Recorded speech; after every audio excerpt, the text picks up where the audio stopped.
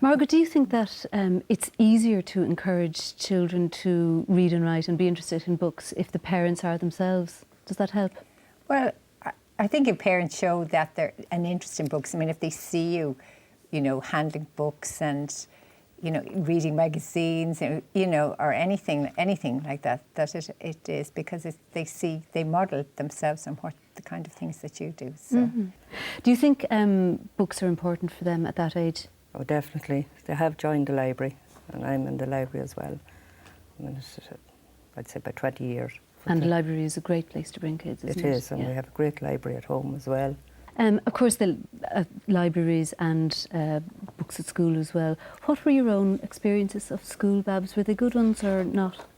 No, I didn't like it. What was it? I felt it was the punishment, although I didn't get it too often, but I don't know, I just didn't like it. Was it the atmosphere? Yeah. Yeah. And do you think that that had an effect on your reading and writing? Yeah. How? Well, there was a large family of us for starters, and I was terrified in case I wouldn't know the work for the next day. And that was the one thing I'd be asking, to go over it and over it. And it was a lot of pressure because the fear was there. And fear wouldn't encourage learning, would it? No. What about these and the other grandchildren? How do they feel about school now? Oh, they love it.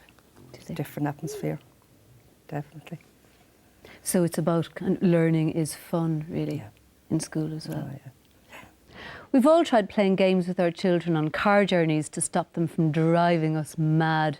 One of the more well-known ones, of course, is I Spy, where we look out the window and try to spy words that begin with a certain letter.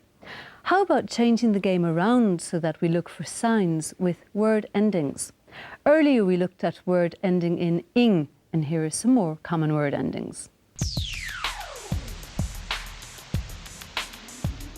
With some action words like park, walk and talk, we add ing to the end of the words to get parking, walking and talking. If the action word ends in e, something different happens.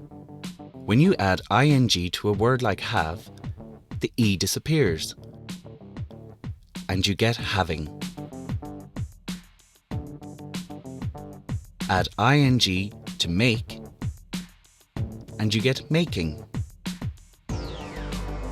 So, what happens is that you drop the e and add ing. Add ing to write and you get writing.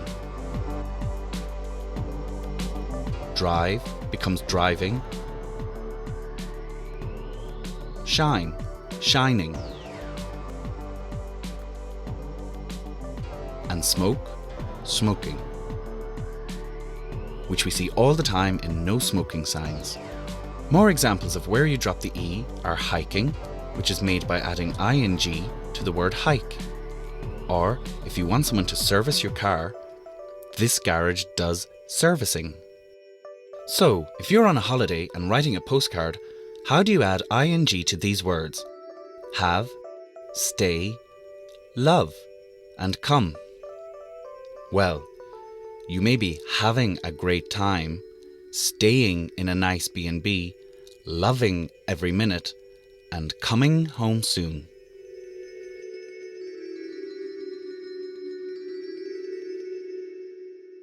And playing on the ground and wriggling snakes.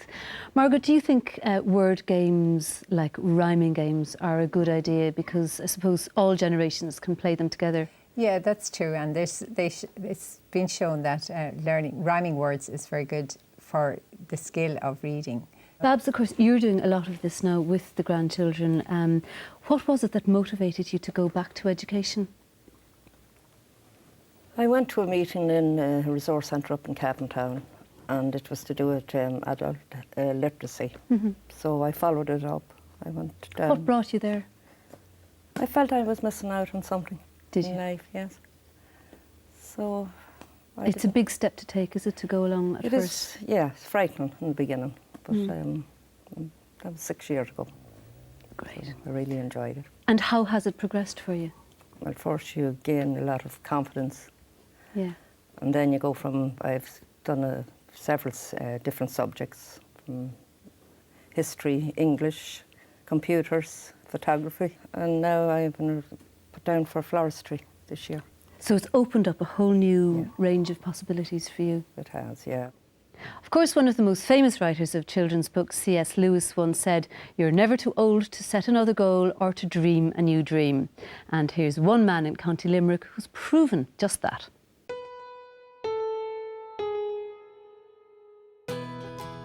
Sometimes when you have a big task to do, it can be quite daunting. Breaking up a large task into smaller, realistic goals can make things a lot easier and help keep you motivated.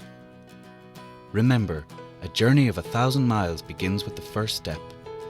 And student Tom Flynn from Kilmallock in County Limerick took his first step almost 10 years ago. When you can't write or read, it's an awful drawback. Like, there was things coming up all the time. There was complications all the time. Like, so it got to the stage that I had enough. Like, I was going to stop going out for a finish. Tom joined the Adult Literacy Service in Kilmallock and together with tutor Mary Gallagher mapped out his learning journey to suit both his personality and lifestyle. I walked away at my own pace, and Mary, my tutor, was very patient with me, and once she repeated things 3 or 4 times to me, I was flying it. I'd make progress away. I didn't care how long the road was. If I turned back the page a week later, I knew what I'd done. Like, there was no going doing a pile of stuff and didn't know at the end of the time that's what you were doing. You have to have a goal to achieve anything, but it has to be a realistic goal. If you set a goal too high, a student could get very discouraged and would not achieve that goal and may ultimately result in the student sort of dropping out for a second time. I think taking on too much is not a good thing, because you're kind of putting yourself under pressure and you're going to switch off of it altogether. You get fed up with it. Like, if I got too much to do, it's only jumbling up inside in your head, and it's no good to you. You just have to go along at your own pace and do a certain amount, what you can do, and be happy with it. And I'm very happy with what I'm doing. Motivation is key, and it is usually up to you to keep yourself motivated. Well, if you develop their classes around their interests and their hobbies, then they're gaining knowledge that they need to know more of. And that's great to keep them motivated, because if you're working on something that they have no interest in, then obviously they won't be motivated to come to the class. A good tool for keeping track of your progress is to use a learning journal. You use it to jot down notes about your learning, and every now and then look at your journal and see how far you've come. When you've achieved one of the goals in your learning journey, it's a good idea to celebrate your achievement. And after you've taken stock of your progress, it's time to get going again. Keeping learning journals is probably a good idea in that you can see what your goal was. It's nice to look along at the steps and the small steps that possibly would have been taken to get to achieving that goal. It was a great honour for me to do a free text, because I didn't think I'd be able to do it when I started first. But as you go on, you take on things, and I took on horticulture then after that. Could read the names of the flowers, and that was a great achievement, because when you can't read them, it's impossible to do anything. By setting realistic goals, Tom's learning experience was hugely successful. So much so that Tom was chosen to read for President Mary McAleese. I had to read 2 pages from Mary McAleese. It was a great honour for me in Kilmallock to be asked to go up to do it. There was 200 people there the same day. But I found it very at ease with Mary McAleese and the husband. They were very, very down to earth. I never think they'd see the day that I'd be up to meet the President. It was a great honour. I'm not under pressure anymore. Whatever comes up, I just take it in my stride. If I can do it, I can do it. And if I can, I can. And I'm at ease. It took me a long time, but I'm getting there. I'm happy where I am. Achieving a goal is one of the best feelings in the world. If you break down your learning into smaller bits, it means you'll be able to see your progress better and feel the thrill of achievement as you go along. Try it for yourself and see how much more rewarding it can make your learning. Well, my next goal now is that I'm going to start up a bit of a band. I'm going to start singing. I have a couple of songs I need just like at the time now. I'd love to be able to sing. I can sing all right, but I have no full song. So I'm hoping by the end of the year that I'll be able to have a song off, and if someone asks me to sing, that I'll start singing, and that's my next goal. It's great to be able to do something, if we're asked to do something. So that's my next one, singing.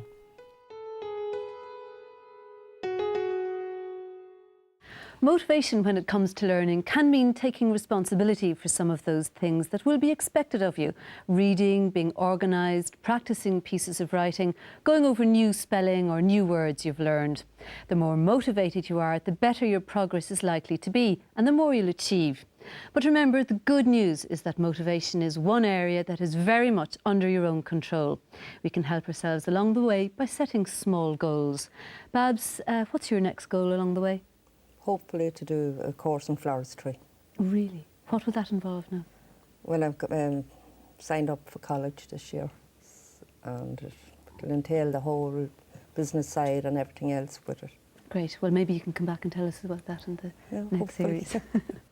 And that's all we have time for today. We'd like to thank our guests for coming in, to Babs Johnson very much, and to Margaret Keating, and to these two, Hannah and Cara, and of course the Snakes.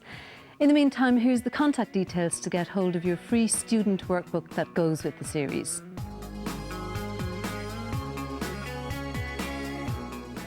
For your free student pack and workbook, free phone 1800 20 20 65. That's 1800 20 20 65. Or you can go online and visit www.rug.ie